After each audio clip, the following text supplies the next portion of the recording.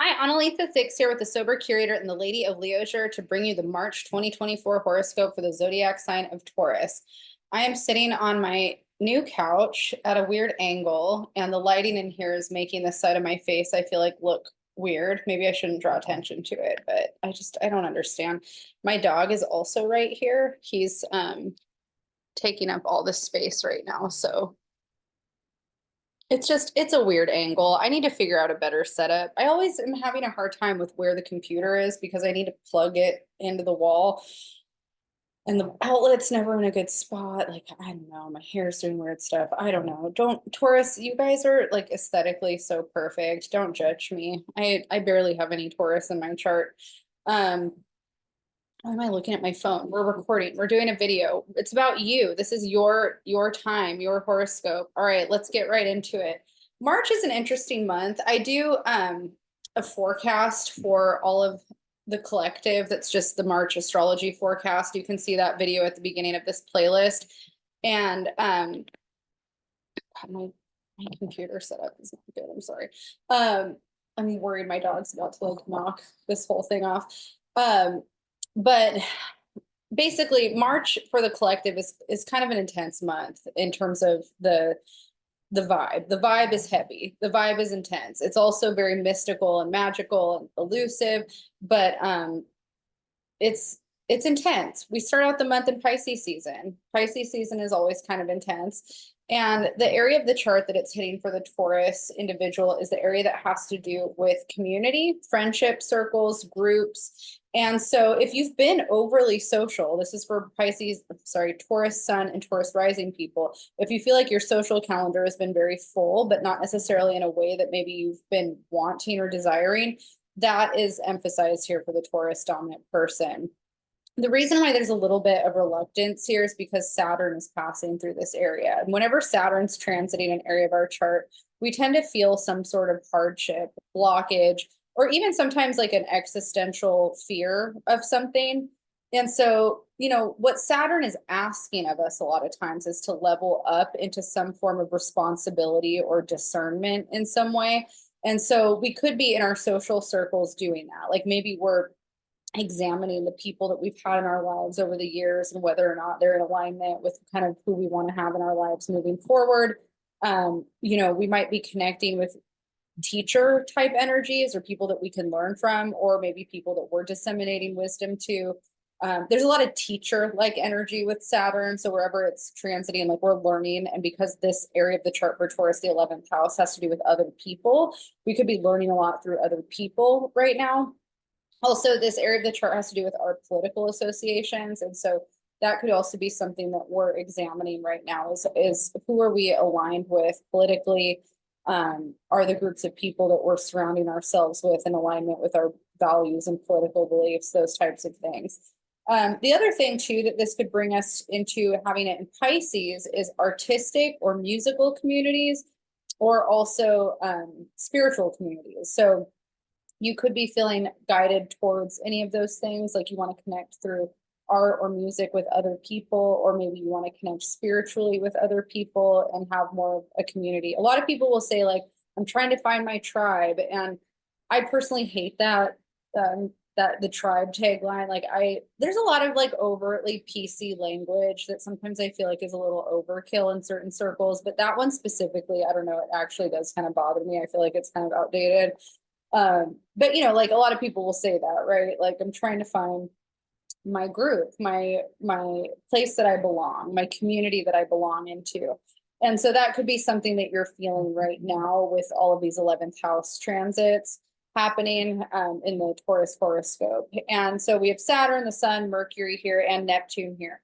The other thing with a lot of Piscean energy is we could feel really confused. So we can have a lot of confusion and a lot of energy that doesn't feel grounded. So when we're kind of on that search for finding our community in the world, it might feel confusing or kind of like, you know, is this the right place for me? Is this really what I want? And it might be it should be an intuitive journey in that way. And so you might be working on feeling like you're trying to get stronger with your intuition or stronger with what you feel in alignment with. The other thing that we have to be really mindful of with Pisces transits is that there's always room for illusions and deceptions, whether we are the one being deceptive or we have people doing that to us. So I think that whenever I see people going through transits where we might be inclined to explore out of curiosity, maybe a group of people, I think of cults and I think of religions that sometimes aren't the best, but like we're going through transits that might make us kind of more inclined to investigate that. And then because Piscean energy can be deceptive, it's also maybe, something where we have to be more discerning, but the energy of the astrology isn't really helping us be discerning. It's more guiding us towards the romantic feeling of escapism or of what we want to see or what we want to believe. That's the thing about Mercury and Pisces too that's really difficult, is that we will tell ourselves a story of what we want to believe based off of what we want to feel versus what's actually happening. And so a lot of people with Mercury and Pisces really love to romanticize things. I have a lot of Piscean energy and I am a romantic. I love to romanticize experiences, people, places, things. I also have a lot of discerning placements in my chart though. So a lot of times, even when I'm doing that, I still have some discernment going on. And so you might be that way too, being a Taurus, because you have a lot of earth energy, but Taurus and Pisces are both pleasure seeking energies. It's really easy for Taurus people to chase something pleasurable in the physical, like in physical sensations, through touch, through food, through spending money or making money. And Pisces is pleasure seeking through escapism. So Pisces really likes escaping through spiritual practices, meditation, but also through drugs and alcohol. So for the collective right now, including the Taurus individual, it's really easy for somebody to want to do a lot of pleasure seeking through groups of people, groups of friends, with people. You want people to do that with right now, having these placements in the 11th house, and you might be seeking that group of people that are fulfilling those needs for you, if that makes sense. Feels so awkward, like the dog is here and I don't want to move in. Sorry. I know I don't feel like I look like I'm having an astrology video in a professional way. I feel like I'm hanging out with the dog on the couch. Is that okay? I mean, this is like armchair astrology here. I think that's okay. All right. So those are the Piscean energies that we're entering the month with. The other thing that we're entering the month with is Venus and Mars in Aquarius making a conjunction. And they're not exactly conjunct as we start out the month, but Mars is making its way towards Venus. And the area of the chart that this is hitting for you, Taurus, is the area of career, the 10th house of career. And the other thing that's happening in this area of your chart is Pluto in Aquarius. So Pluto entered Aquarius officially at the beginning of the year. It's been going back and forth over the last year, and then it finally stationed into Aquarius, where it's going to be for the next 20 years. The thing that's really emphasized in this for you is your place in the world, Taurus. What are you doing with your life? Who are you in the world, in your career, in the work that you do in the world? And Pluto is the planet that represents transformation, death, and rebirth, and transmutation of energy. So, and it's also connected to the past and our past life karma that we're working on. So there's a lot about your work that you're doing. And in Aquarius, that again is the same energy that we were talking about with the 11th house in terms of it being very community oriented. Aquarius energy, the 11th house is very like groups, friendship, community. Aquarius has a community emphasis, but it's more, the sign itself is more about change and growth mindset kind of stuff, revolutionary change that's supposed to improve upon what has already been built, but also completely change it to be better, essentially, or supposedly. And I think the thing that I want to emphasize with that is that what one person thinks is change for the better, another person might feel like what's better changes something else, right? So I think that's subjective. There's a lot of people in the world that think AI is very good for the world. It's very innovative. And when we think about ways that AI can be used for climate change or bioengineering with food or medical reasons. Like there are all these benefits to certain aspects of AI and robotics and all that kind of stuff. And then we see what's happening with war machines and the amount of money that's going into that versus the things that help people, like lower income people. And, just the way AI can be used in a destructive way. And then it gets really scary. And then AI doesn't feel progressive and doesn't feel like it's good, So I think that that's kind of those sides of Aquarius where, there's people out there that might say that war is inevitable as a species. We will always be fighting ourselves or fighting each other because it's in our nature. It's kind of like if we were to look at wolves versus deer, like wolves are always going to go hunt deer. It's in their nature. It's what they're surviving off of, right? Unless deer go extinct and then they don't have deer, then maybe they'll evolve. But it's same thing with deer. Like deer are always going to be grazing and surviving in the world in a certain way. They're not hunting, they're grazing grass and eating twigs and berries and things like that, right? Like that's in their nature. And so there's the way that I perceive like humanity's mindset when there's people in the world that think it's progressive to make war machines. I see this mindset where people are like, well, there's always going to be power hungry people. There's always going to be people wanting to fight each other. Don't you want to be the leg up? Don't you always want to have the leg up on your opponent? Like that's a lot of times the war mindset, right? So these innovations with technology, with war machines, it's like Russia versus the United States. Like who's going to get to space first, because we need that leg up in order to not be the ones on the bottom that are getting dominated and enslaved or murdered first or whatever, right? Like that's the mindset there. And then there's the overly other, well, I consider this to be more progressive mindset than that, is the belief that if enough of humanity evolves in the soul consciousness, that we no longer will want to fight and murder and kill each other, and that our nature will evolve and change into these peaceful, loving beings that don't need to fight and kill each other.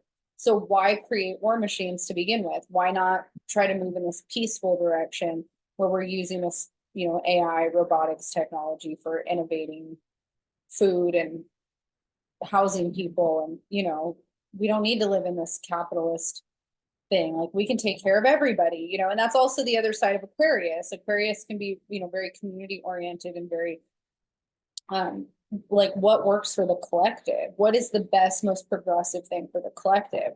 And so I know I'm getting off on a tangent. We're talking about you, Taurus. You're like, okay, I get all this, but how does this pertain to me? Your career area of your chart is being highlighted with Pluto here with this energy for you for the next 20 years of being innovative and everything changing when it comes to your career and what you're doing in the world. And if you're older and you're on the precipice of maybe retiring, that counts. Like, what are you doing in the world? A lot of people who retire from a career end up wanting to do something that is helpful to their community or innovative in the community. Like, maybe you do community gardening or you're volunteering at a homeless shelter or you're starting a nonprofit. Like that's really common for people once they retire and they still want to be active and doing something.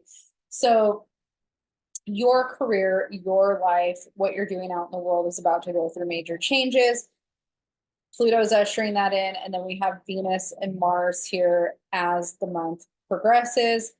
Venus is here to help you network and build relationships in your career. Mars is here to give you a lot of energy to drive things forward. Mars also can bring a lot of conflict. And I think that sometimes the challenges and the conflict that Mars is bringing is actually what is coming in to reshuffle the deck to get us into that new place that we're supposed to be in. But it really sucks while we're going through it. It just feels chaotic. And why? Like, why do I have to go through this annoying challenge? But a lot of times the things that suck and that annoy us help uncover the things that we don't want to do or the things that we would do differently and why. Like I think about all of the issues that I've had with things over the years, and it's led me into these other pockets away from the thing, away from stuff that's stressing me out in a certain way where I'm just like, I don't want to do that again. Like it's like when you go through something really hard because you didn't know you didn't know what you didn't know, right? So it's like you don't know to stay away from something until you've been through it, you know? So like you don't know what the red flags are until you've learned what the red flags are. And now that you know what the red flags are, you're not going to do that. It's kind of the same thing. Like Mars kind of brings up a lot of those types of things for us when we're going through the conflict. And it sucks because we have to learn things a lot of times that are hard, but we're wiser for it in the end. You know, I hate saying that stuff because it's just like, why though? Like, why do I have to be wiser? Why can't I just have a good, why can't things just be fun and good? You know, that's how I feel. Like, why do we gotta wise up and everything has to be hard? It's just, why does everyone have to be so, you know?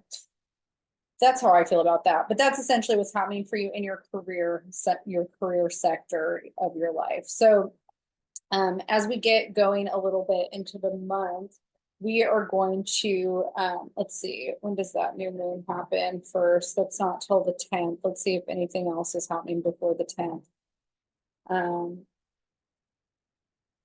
So basically, once we get closer to the 9th and the 10th, we're going to have a new moon at 20 degrees Pisces. So this is a really good time for Taurus to set intentions around what you want to manifest in your community and in your life with your friends, your relationships, the groups that you're associating yourself with. That's all really positive. The other thing that's going to be happening around the 10th is that we're going to have Mercury entering Aries. And Mercury is going to be in Aries until May because Mercury is going to station retrograde in Aries on April Fool's Day, on April 1st. And so we're going to have Mercury in Aries for a long time. I am not looking forward to the Mercury through the fire signs. I'm a fire sign. I'm a double fire sign. And I just feel like not, just like things have been so hard already. Why do I got to go through more? But Mercury retrograde, you know, it's a time for us to reflect, review, and correct. I think that there's a lot of opportunity for growth here for all of us as a collective through some of the turmoil. But the area that this is hitting for the Taurus horoscope is the area that has to do with the subconscious. And so we already here have the lunar node, the north node in Aries conjunct Chiron in Aries. So that's another energy that we start out March with, where there's a lot under the surface for you, Taurus, that you're working out when it comes to your relationship to yourself and your subconscious and the things that maybe you've buried that are from the past that are causing a lot of frustration and anger or tension, I guess. And Mercury coming into this mix until May is here to kind of help you work through that. This is a really positive time for you to ask yourself, what have you been repressing and keeping kind of on lock that needs to come out, that you need to start working through? Aries here with Mars as the ruler, even though Mars isn't in Aries here, but Mercury coming in here. Mercury and Aries can be really reactive. And so it's going to be positive for you to have a healthy way to work through anger and a healthy way to work through tension in the body. Getting out, getting outside, being physical, those are all things that are really positive. Taurus does have a tendency to stonewall or keep things buried. And I'm not saying all Taurus people do that, but that's just kind of part of the archetype of Taurus. Taurus can be good at kind of doing some of those behaviors. And Aries, Mercury in Aries wants to get it out, wants to express it. And sometimes not in the best way. It can be fighting, it could be yelling, it could be expelling it in this really intense, aggressive way. It's very reactive. And so when things are in the 12th house, they're under the surface, they're hidden. And if we're not finding a way to expel that appropriately, it can manifest in the body in a negative way. Mercury in Aries is prone to a lot of headaches and prone to a lot of tension in the head and in the, you know, in the way where if we're not expressing ourselves, it'll manifest into that. I'm having a hard time articulating words. It's late. I've already done a few videos. I'm sorry. I apologize. I just need to say it once and move on, right? Mercury in Pisces right now is making me a little ungrounded. All right, so we have that happening. And, you know, like I said, Mercury is going to be there for a couple months. Venus is going to enter Pisces shortly after that on the 12th. 12th, 13th-ish. And this is going to enter that same area of the 11th house for Taurus, where you're going to be experiencing kind of more of that. I don't know why words are so hard for me right now. Mercury in Pisces. Venus, when it enters the 11th house, we're desiring again that need for community and connection. So again, that kind of who am I in terms of my friendship circles, and not even necessarily who am I. I think I keep emphasizing a who am I because I think the Chiron conjunct the North Node in Aries is a big theme for all of us. And I keep thinking about the identity journey that we're all kind of going through as a collective right now with the North Node in Aries and Chiron conjunct the North Node. But Venus in Pisces moving into the 11th house isn't a who am I journey. It's more of I want to connect with the people that fulfill me. I want to connect with the social circles or the groups of people that I feel in alignment with. And in Pisces, people that we feel a spiritual connection with, people that we want to maybe even do something artistic with. If you're one of the Taurus people that's a musician or an artist or even like a creative writer or something like that, because I know a lot of artistic Taurus dominant people, connecting through your community in an artistic way is really positive, especially through music. So, you know, if you're not somebody that does those things, like if you're not a musician or an artist yourself, you might really be craving those experiences. So it could be really positive for the Taurus dominant person to go to an art gallery, you know, go be around beautiful things that make you feel in touch with that part of yourself in a deep way. I don't know if that horn that somebody's just, I live in Hollywood now. It's really loud here and I'm not sure what's going to be picked up on the audio. Yeah, so, you know, Venus in Pisces. Venus is exalted in Pisces too. It's a really positive energy for Taurus. Pisces and Taurus get along really well in terms of the energy frequencies. They make a sextile to each other and it really enhances creativity. And so that's something that, you know, you're going to get a boost of. It's really good to channel a lot of this energy that you're having into art. Let's see what else. So March 19th is when we officially move into Aries season. And that's the spring equinox. This is also known as the astrological new year. So again, the sun's going to come through and highlight the area of the Taurus chart that rules the subconscious. So, you know, you might be feeling very introverted too. It's interesting because you're going to have a lot of energy that's going to push you out into being social and being very active in your career. But then you're also going to have energy that's pulling you into wanting to be more introverted and self-focused and really working on yourself in a deep way. So I think it's a good balance, honestly. Oh my gosh, that person's just honking their horn. So we move into Aries season, and then Mars is going to move into Pisces on the 23rd, and that's going to enter that area of the chart that we've been talking about with you that's also community oriented. So when Mars is in Pisces, there's, you know, again, Mars can emphasize some conflict. And so we might experience some tension or some conflict within the collective or within the group dynamic that maybe we're a part of. And I just want to say that, you know, utilize some of this energy because like this is the thing, like we're about to enter Mercury retrograde and this is when the Mercury shadow starts, is around the same time that Mars enters Pisces. So we have a lot driving us emotionally and we can be very reactive. And so this is an opportunity for growth because we're going to be playing off of each other a lot. I keep these transits, like I'm just so not into it, you know, because whenever I do these videos and I look at the month ahead and then I watch them back like days later or like when these things are starting to happen, I just am laughing at the things that have happened in my life that are so on point. And then the conversations I'm having with people where they're having those things. And it's just Pisces and Aries are two signs I absolutely love. I have a lot of Pisces energy. I have a ton of Aries people in my life, a lot of Pisces people in my life. But I will say that like it's such an ungrounded reactive energy and it's so hard to rein in. Like there's so much of it. And I'm very empathetic to it because I have those tendencies too, and I'm a very emotional person. But it's just the fact that we're all in this collectively, like there's a lot of opportunity for conflict. There's a lot of opportunity for reactions in an extreme way. And it's going to be a time that we're going to probably feel weak in a lot of ways and maybe regret things that we've done or said. I try not to live that way. I try really hard not to live with regrets and I try to be really mindful with my words. But Mercury and Aries can just, like it can just come out. And Mars in Pisces can be very ungrounded emotionally, you know, so it is good to have a therapist or have your support network. You know, I'm in AA and I just joined AA in November, and Pisces, you know, rules alcohol, and we have so much energy in Pisces that there's like Saturn in Pisces and even Mars in Pisces, like all of this Piscean energy is really, it's a lot for people in recovery because it can pull us more into these places of wanting to escape through substances. But that's why it's good to have really strong spiritual practices or something like AA and therapy and things like that, because when you start to feel kind of your emotions getting away from you, like you're having a hard time containing it, which Mars and Pisces is going to do that. You're going to have a hard time bringing it all down. Those things are good to rely on and kind of lean on. And, you know, you being a Taurus, like you're a very grounded person, you know, like you have that anchor in the earth.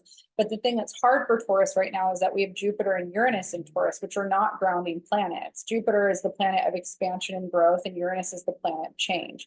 And so Taurus is not getting to be in comfort zone land. Taurus is in break it apart, elevate, grow land. And, you know, this growth is long. Like it's not just like a year, you know, it's years.